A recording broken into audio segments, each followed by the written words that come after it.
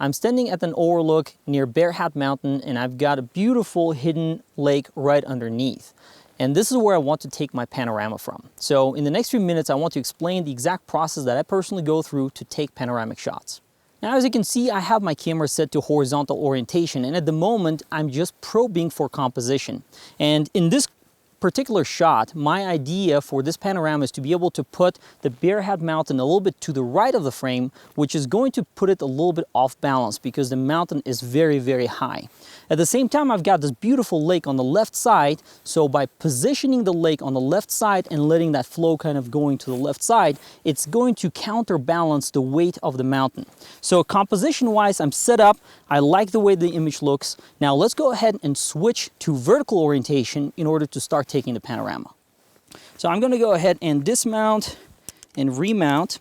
Now, as you can see, I've got my tripod set up here, and I've got a special head, and with this head I can actually pan just the top of the head without having to pan the base of the tripod head, which allows me to be able to take panoramic shots quickly.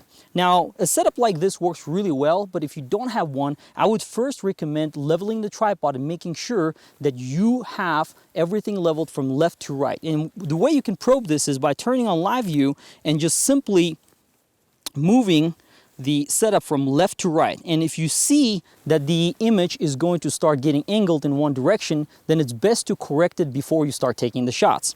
Another thing that I have here in front of the lens is a polarizing filter, which I was using previously to test out the reflections and bring out the sky a little bit and reduce the haze in the distance, which for panoramic photography is a really bad idea. And the main reason is if you're only worried about haze, it will surely take care of the haze. However, if you have the sky in the frame, what it might end up doing, especially during the day, is you might end up with a sky that's going to look much bluer on one side of the frame compared to the other. And that's the effect of the polarizer, because you're going to reach the maximum degree of polarization at a certain point in your shot.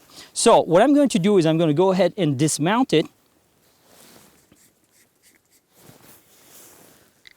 And now that I have it on the side, I'm going to go ahead and frame. Now, the moment I switched from horizontal to vertical orientation, now I have a much wider angle. And with my lens here, which is the 24-120 f4, I can actually zoom in a little bit tighter. And the benefit of that is to be able to actually have a little bit more of what I want to capture and less cropping later. Because if I leave it at a really wide angle, what might end up happening later is that I'm just going to end up removing all of the unnecessary junk from the foreground here and the sky. And I want to do a little bit more of a tight shot. So let me go ahead and set that up real quick. And the next thing is camera settings. Now, as far as camera settings, currently I have my camera set to aperture priority. And that, while it's going to work if I continue using my auto exposure lock button on the back of the camera, it's ideal in a situation like this to switch to manual mode. And the reason why is because you want nothing automated. You want every single shot to be as consistent as possible. The light is changing right now. It's getting really, really nice. So time is running out and I need to do this as quickly as possible. So the first thing, like I said, I'm going to go ahead and switch to manual mode. And as far as the metering, in this particular case, it's getting a little bit dark. So what I'm going to do is I'm going to adjust my exposure, and I can just look at the LCD here on the Nikon D810, or I can simply look at the plus and minus sign, and that will be a pretty good indication of where I'm at in terms of exposure.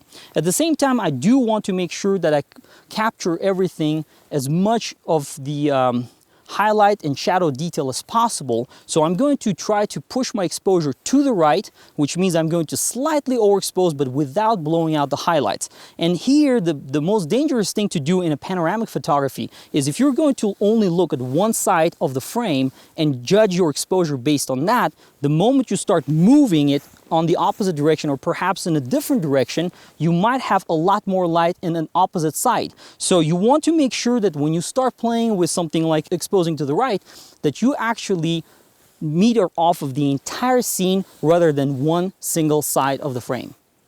Now it turned out that the right side of the sky was a little bit brighter than the left side of the sky, so I turned my camera towards that direction, looked at the meter, and adjusted my exposure accordingly.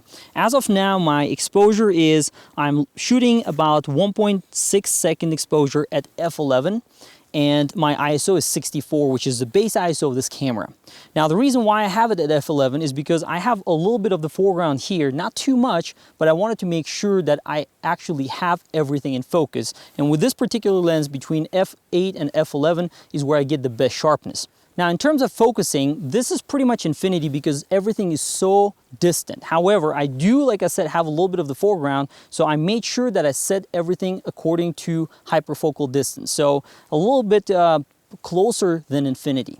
Now, once I have the focusing set, I want to make sure that I turn off autofocus on the lens, and which in this case I could do by just switching the switch on the side of the lens, or if you have back button focusing, once you focus, you do not touch focus anymore, because the last thing you want is as you start taking shots to accidentally refocus, and that will mess things up. So everything has to be very consistent. Let's go ahead and take shots now. What I'm going to do is I'm going to start from the left side and pan to the right side and start taking a sequence of shots. In between, what I'm going to do is I'm going to use my center focus point, which when I look through live view, I can actually see that center focus point as a reference. And I always do this when I take panoramas, because wherever it's sitting right now, I remember its position relative to the background or the landscape that I'm photographing. And as I frame the shot, I move the edge of the frame right where that center focus point is. And every shot I'm going to do the same. So let's go ahead and do that.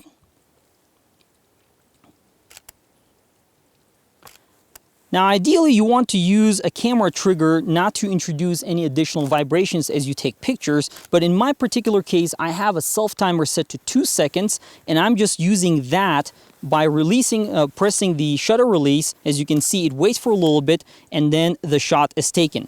Additionally, if you have the electronic front curtain feature in your camera, you want to turn it on, and if you have exposure delay mode in your camera, you also might want to turn that on, maybe to set it to something like 1 or 2 seconds. Now you do not want to set it for too long, especially with a self timer, because you want to take the panoramic shots as quickly as possible. Otherwise, the scene is going to change very quickly, especially if you have moving clouds. The scene might change very quickly from left to right, so do it as quickly as possible. All right, I'm done. I've got 8 images. Now let's go ahead and take it to post-processing and see what we can do with the image. All right, I've got my images loaded in Lightroom, so let's just get right into it. I've got 8 images total, so this is the beginning of the sequence and this is the end of the sequence. And as you can see, this end image does look a lot brighter compared to this first one. So the way I'm gonna do it is just like I showed you before, I am going to actually right click and use the option within Lightroom to stitch these panoramas. So I'm just going to go Photo Merge, Panorama, and this is going to bring up the Panorama Merge preview, in which I will hopefully very soon see the preview of what the panorama is going to look like. All right, so the process is done, and I'm gonna go ahead and turn off auto crop just to see how my panorama looks. And it looks like I did a fairly decent job here. And in this particular case, remember before I did not use the boundary warp. In this situation, in fact, I might not even use the auto crop because I want to preserve as much of the sky as possible without cropping anything. So if I start moving the warp to the right, as you will see, it will start warping my panorama, and then I can actually get to 100 so that it fits everything in one image. I'm gonna go ahead and select spherical because that's gonna work the best for this image. Go ahead and click merge. All right, looks like our DNG file just got stitched, and let's go ahead and double click that. And if I click tab, it looks fairly decent actually, it looks pretty good. So this is going to be a starting point for me to start editing this image. Now the first thing I'm going to do is I usually start by removing the distracting elements from the panorama. That way when I start editing, first of all, I have the exact image that I have in mind, and I'm getting rid of the things that I don't need in the image. So with this panorama, it's a super wide panorama, and I want to focus on the Bear Head Mountain by itself with a lake, so I'm going to make it tighter.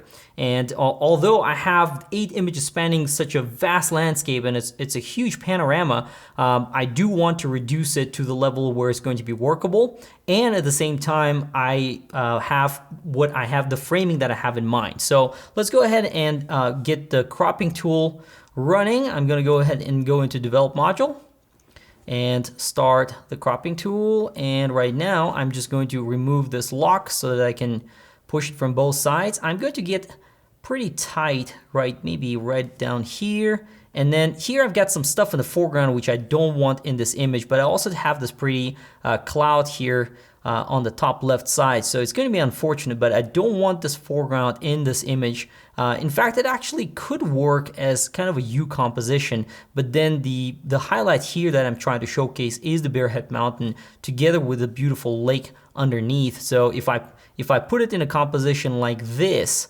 which would kind of make it a U composition here, then this mountain significance is lost, and it's a beautiful mountain. So that's not what I'm planning to do. I'm probably going to start right here and then maybe crop it down all the way, either this point right here, or in fact, I might even reduce it down to this. So it's kind of unfortunate that I would be losing a bulk of this panorama if I were to do that. But you know, that's the nice thing about panoramas, is that you can actually frame them whichever way you want. You can make panoramas very thin and very long, or you can make panoramas, several images out of a single panorama.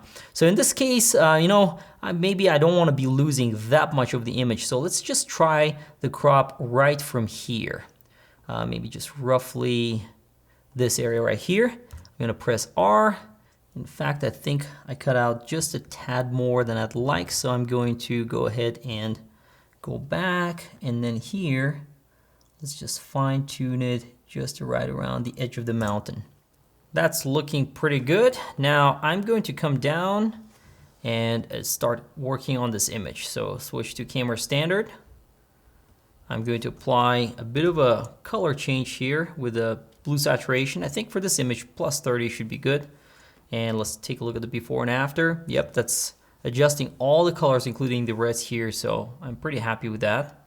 In many cases, plus 30 is extreme, but in this case, I do want a little bit more of that blue in the sky and then water. And I think that setting is good enough for that. And then removing chromatic aberrations. And there's really no point in trying to enable the profile corrections because it's trying to do that on the whole image. But it's a panorama, so there's really no point, in my opinion, to try to do that. So I'm just gonna leave that unchecked. And then sharpening. This is something that it's a bit too dark in these areas. So let's go ahead and switch to over maybe this area right here so that we could see. Again, detail, push to 100, radius minimum. And then sharpening, let's see how much this image needs. Maybe right around 50, at most 60. I'm just gonna keep it right around 50. I think that's more or less a safe bet. Tons of detail already in that image, so let's go ahead and navigate to a little bit more visible area, maybe right around here. Maybe I'll add just a little bit more. Let's see.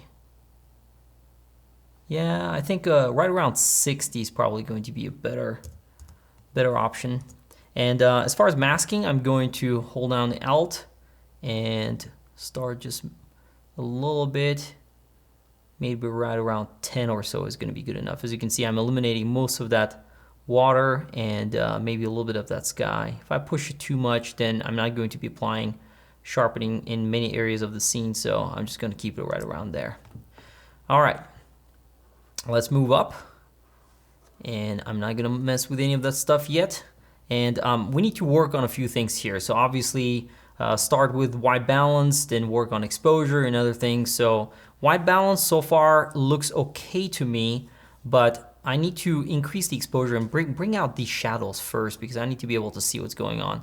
So I'm just going to brighten it up just a little bit to see where we're at. Now, these colors are actually pretty natural. As at the time we were taking this picture, the light was reflecting off the clouds, so it was really beautiful. And that redness on the left side that you see here is coming from the scene. So I definitely don't want to be messing that up by choosing some white balance. That's not going to work. So I have to be careful about that. If I switch to auto, as you can see, it changes from 9800, which is what the camera thought was the right balance, to 7500, and that's becoming too blue.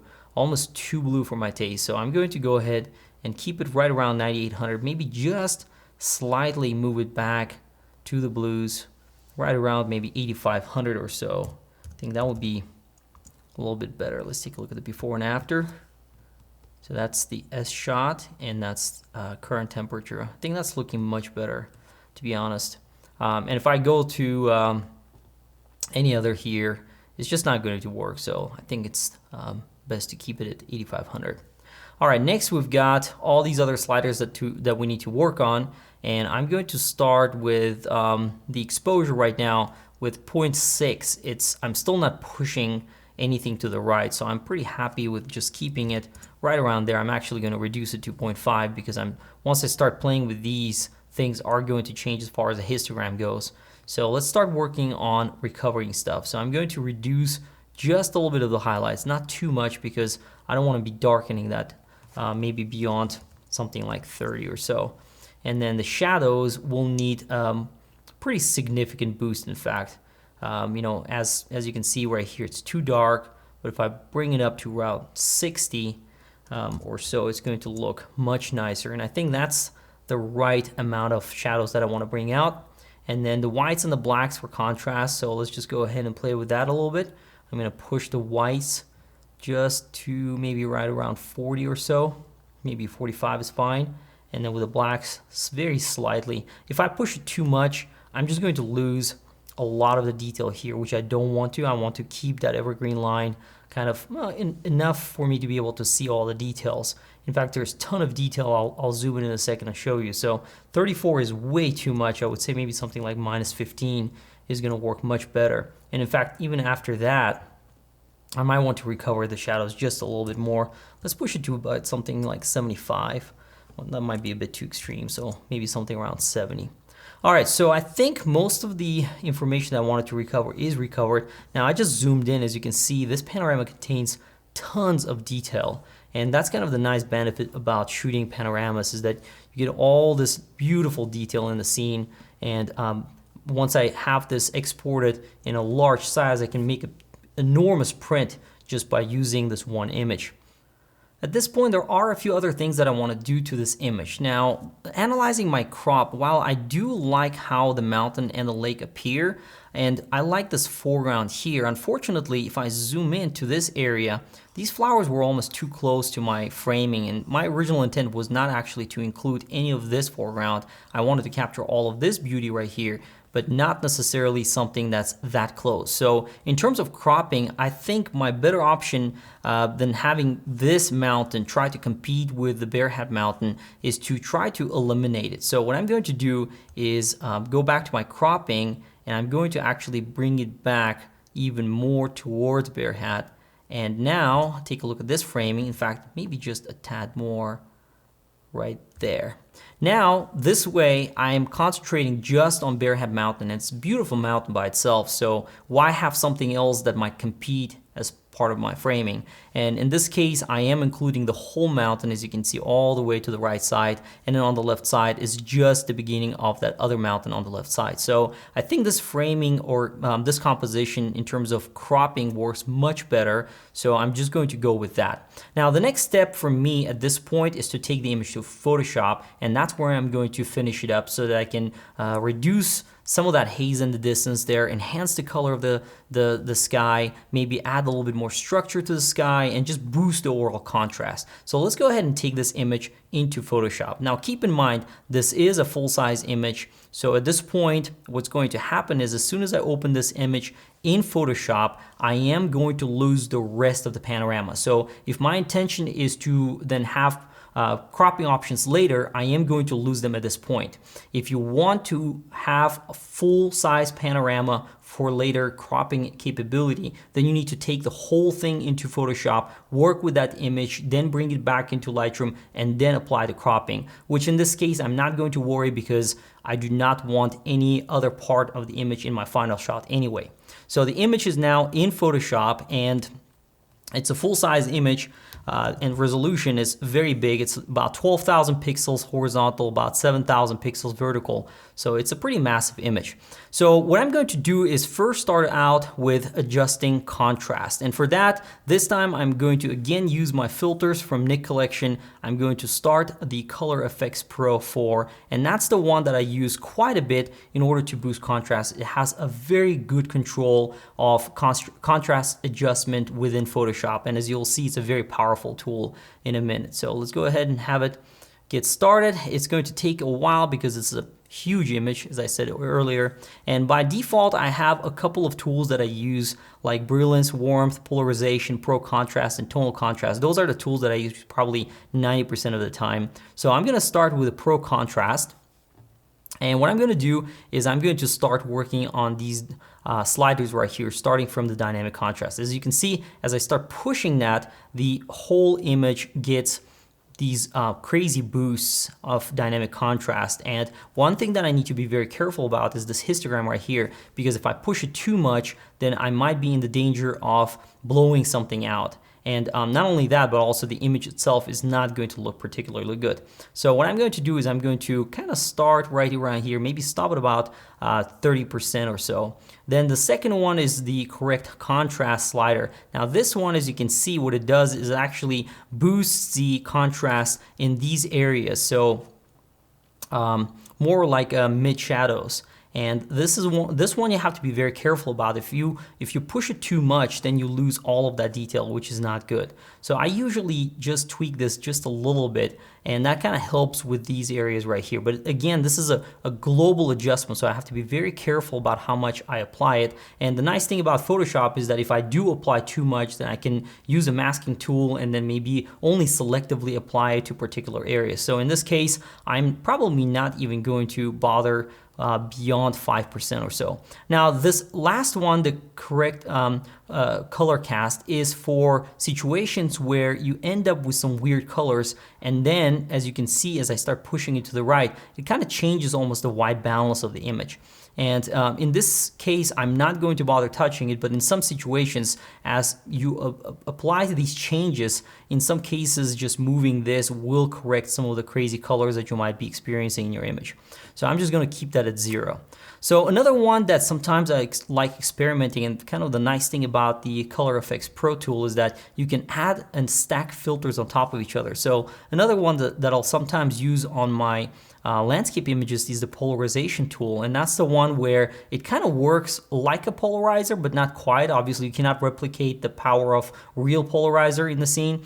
But if you have something like blue skies and you want to enhance them more, then the Polarization tool can actually work out really well. So in this case, if I start pushing it to the right side, look at how much difference there is in the image. Now this is probably way too much, but I just want to show you the difference. Look at how much bluer the sky is, and it's also enhancing the color here. So it's kind of separating the colors in the sky by itself. So when I use this tool, I usually do not exceed something like 50, maybe 60%, and even that can be sometimes too extreme depending on the image. But you know, in some cases, if the image needs a big boost of polarization, sometimes something like 80 might work out better. But let's take a look at the before and after, and as you can see, that's a pretty big difference. And I think I really like that bluer sky right here, and it's really not doing any damage to this area of the image. And it's also at the same time enhancing the color of the lake, which I do like. So I'm probably going to end up keeping that polarization there. Lastly, I can add another filter, and the tonal contrast is something that is also worth experimenting with. But at this point, unfortunately, it does these weird defaults which are not going to work. So normally I would start out by just resetting everything to 0. And that's your starting point. Now, a couple of things to keep in mind with the tonal contrast tool. I normally don't stack it on top of other filters just because it does some weird things sometimes to the images. And specifically, it can add quite a bit of noise. So I usually, if I want to add some contrast to something like the midtones or the shadows, then in those situations, I will apply these two effects first, then click OK, have it as a layer, and then boost, then run it up again, and then do the tonal contrast separately.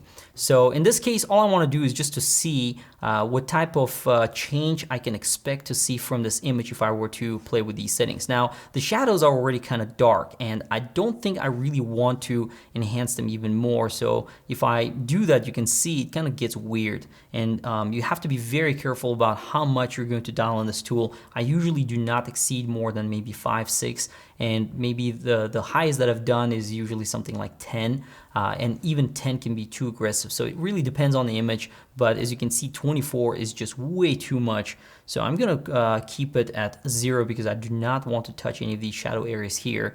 With midtones, let's take a look at what happens with the midtones. As I enhance it, as you can see, it actually does help make the image look a little bit better, and especially these areas right here.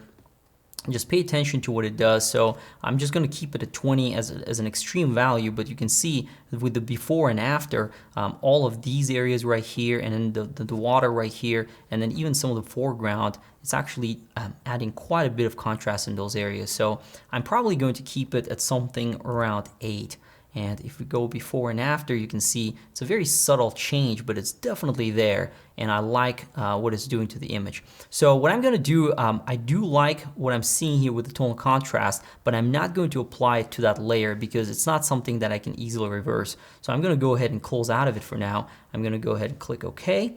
But now that I know what to expect out of it, I'm going to relaunch Nik and just have that as a separate layer. So right now it's applying to the whole image. Obviously it does take a little bit more time just because it's a massive image, but I am going to give it a little bit of time, and looks like that's about done. Oh, looks like it's still saving the image, so it is going to take some time. Now another thing to keep in mind is that every time you work on a separate layer in Photoshop, and especially working on a large panorama like this, your computer is going to start getting bogged down just because every single layer is going to be doubling the amount of space that your document is taking. And if I look here on the bottom, it's already saying that it's a 909, it's almost 1 gigabyte in size. So every time when I add a layer, it's going to start getting bigger and bigger. So you have to be very careful about how much you're going to be using within Photoshop and how many layers you're going to be stacking on top of each other. Usually what I end up doing is whatever I'm happy with, I just merge those layers down, even though I'm not going to be able to go back and edit them. And that's fine because the last thing I want is just a bunch of PSD files that are going to be several gigabytes in size. So I end up usually, once I'm done with the Photoshop Panorama, I'll merge everything into a single layer and save it. Just because of this, the file space savings. So in this case, looks like everything is good. Let's go ahead and do the before and after. And as you can see, the change is drastic. And that's kind of the nice thing that I really like about the Color Efex Pro tool. I could make similar changes using these different adjustment layers and other things in Photoshop, but the amount of time that it would take me to do that, it would be significant compared to using just the plugin itself. So for that reason alone, I really prefer to use a plugin. But in this case, I do want to launch it again. So I'm going to go to KNIT Collection and fire up Color Efex Pro 4 again. And this time I'm just going to work on that mid-tone area of the image. Once again, I'm dealing with those crazy values that the software puts by default. So let's work on those mid-tones. I think last time I ended up selecting or dialing something like 8. And if we look at the before and after, that's doing quite a visible change right here in these areas. So those midtones at 8 I think look pretty good. Maybe I might dial to something like 10. Let's see what happens. Yes, and you can see the difference, especially in these areas right here. It's pretty visible when I toggle between the two. So I'm going to keep it right around 10. Once again, be very careful with this tool. You don't want to be using too high of a value, then end up with tons of noise and other artifacts in your images. With the highlights, that's not something that I normally ever touch. But as you can see, since I have the sky, if I start moving it, it's similar to what the Viveza tool does, which it adds sort of clarity, structure to the clouds. But once again, that is another reason why you end up with all kinds of noise in the sky. So I'm going to keep it at 0, and instead I'm going to use Viveza to do work on the clouds. So I'm going to go ahead and click OK, and this is now creating another layer. So this is going to take some time. All right, that's done. So let's take a look at the before and after. And as you can see, the changes are definitely there, especially in these areas right here. They're very visible, and I like that pop, that additional pop that I got from it. But my document is already 1.4 gigabytes almost, so I'm going to go ahead and merge these two layers together, and Command E does just that. And this is where we got started. This is where we're at right now. Let's go to Filter, Knit Collection, Beveza, and this time I am going to work on the sky. I'm going to go ahead and zoom out.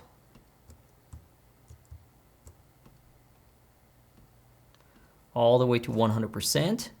And now let's do the sky. And then also there's a little bit of that haze on the right side here, which I do want to reduce, and maybe a little bit of the haze over here, which is very minor. In fact, maybe I'm not even going to touch that, but this is definitely something that's distracting to me. So I'm going to work on the sky first. Let's go ahead and add some structure to those clouds. I'm going to go ahead and reduce that size and then push the structure up, maybe something like 30%. I try to not go above 30 or 35 or so on my images, but just be very careful as you use this tool. And then also check how it's going to work between the clouds and these different areas. So let's go ahead and do that, and then maybe reduce the brightness just a tad. So I'm just going to push it down to like something -3 or so. And then at this point, I'm just simply going to duplicate this and move it across these different areas. And notice that I'm doing this right on those darker areas of the clouds, and that's kind of what I want to add the structure to anyway. So I'm just going to do that.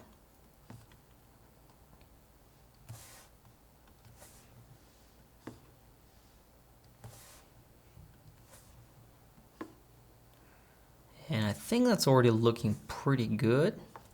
Maybe add a little bit of that here, and then also one more down here. All right, let's take a look at the preview. That is a pretty big change. As you can see, the sky looks completely different now, and it added more structure to the sky. Now, another thing that I do want to do is work on the color, but I didn't want to add the color and the structure at the same time, because then you might be competing with these different things that you're trying to do at the same area. So I'm going to apply just the structure by itself right now, and then on top of that, I will apply the color using the same tool. Once again, the before and after, that's looking pretty good. And at this time, I'm actually going to reduce it just a tad. I think I went a little bit overboard with that structure. So I'm going to go ahead and dial this down to 75%. Let's take a look. That looks much better, even maybe 60%. Yeah, right there, that's much better. So I'll go ahead and merge these two. And at this time, I'm going to go back to Beveza. And this time, we're adding a little bit more color in the sky. So maximize the tool. And what I'm going to do is I'm going to select these particular parts of the sky where I already have some color. Now this is something, again, you have to be, every time when you work on an image, every image is going to be different, but sometimes just boosting the saturation is going to work. And that's something that I normally try to avoid, just because if you go overboard with saturation, it's going to look really bad. So maybe I'll just keep it at something like 10%, or sometimes I skip that altogether and just go directly to reds. If all I want to do is just add a little bit of red to the color, then that's what I'm gonna do. But in this case, even 10% is way too much, so I have to be very careful. Only subtle change, maybe something like 5% is gonna do. And I think that's looking pretty good. Let's take a look. And that's the before and an after. And I like that a little bit of that red pop in there. So I'm going to duplicate that, and I'm going to move it over here and make that apply to that same area. And then duplicate that one more time and add it to this area right here. Now, as I do this, there is this mountain in here, so I have to be very careful about how that gets applied. So I'll just limit it to a very small area here, duplicate it, and then just copy it over to a couple of places here. All right, I think that's pretty good. I'm not going to worry about any other parts. Actually, you know what? I do want this streak right here to get a little bit more red, so just that. All right, let's go ahead and click OK.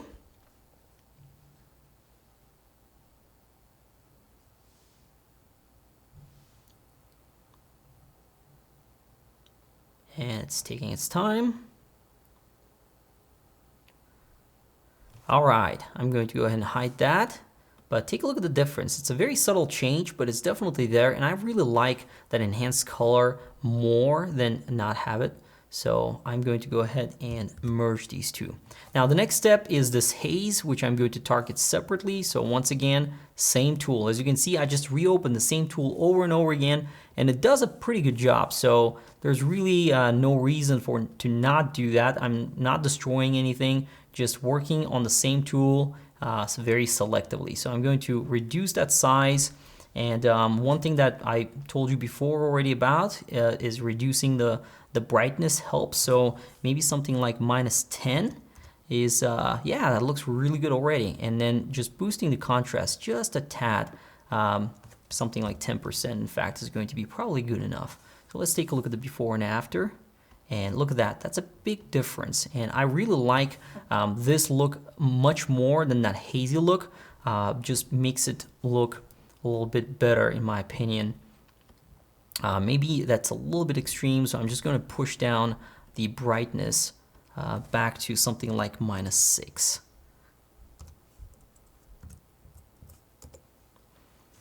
Let's take a look. Yeah, much better. All right. Now I'm going to duplicate that, and I also think there is a little bit of that haze over here. So I'm going to reduce this to 5 and then just make it -3, maybe even -4 in terms of brightness. And I'm going to duplicate that and just spread it over to this area right here. It just looks like there was a little bit of that haze in there too, but let's see what the difference is. Yeah, that looks much better in my opinion. All right, so I think that's pretty much it. I'm gonna go ahead and click OK. All right, so looks like it's been done. Now let's take a look at the before and after. And as you can see, especially in these areas right here, the image is looking much better, and I was able to reduce that haze. So as far as editing goes, I think I'm pretty happy with what I've got so far. Now I could do things like dodging and burning, but I think for this particular image, I actually like the way that it looks as is. Sometimes dodging and burning is not something that you want to do on every single image. And in this particular case, the mountain is looking beautiful, the scenery is looking beautiful, and I'm pretty happy with the result. So let's go ahead and merge those two last layers together. And then what I'm going to do just as a last step is I'm going to go to image and I'm going to click auto contrast. And sometimes just doing that one last step is going to just give it a very subtle change. And as you can see, it is a very subtle change, but it does result in slightly more contrast in the image. So most of the time it's really not going to do much, but in this particular case, I think I'm gonna keep those changes.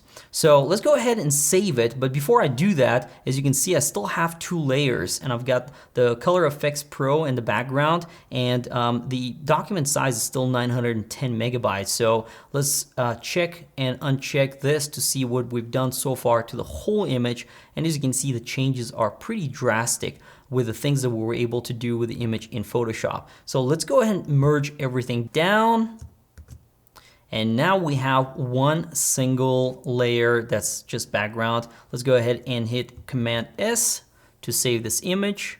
And the image has already been saved. I'm gonna go back to Lightroom, and here we go with the latest edit. So this TIFF file is the one that I edited. This is the DNG file that I left from Lightroom with. And let's take a look at the before and after real quick. So I'm gonna go ahead and get rid of the tabs and get rid of that guy right there. And this is the before and this is the after. Look at that difference. That's a pretty huge difference. All right, I'm finally done with the image and I'm pretty happy with the results. Hopefully you learned a lot from this case study and how you can take panoramas in the field as well as assemble the panoramas in post-processing and use different tools to make those panoramas look stellar.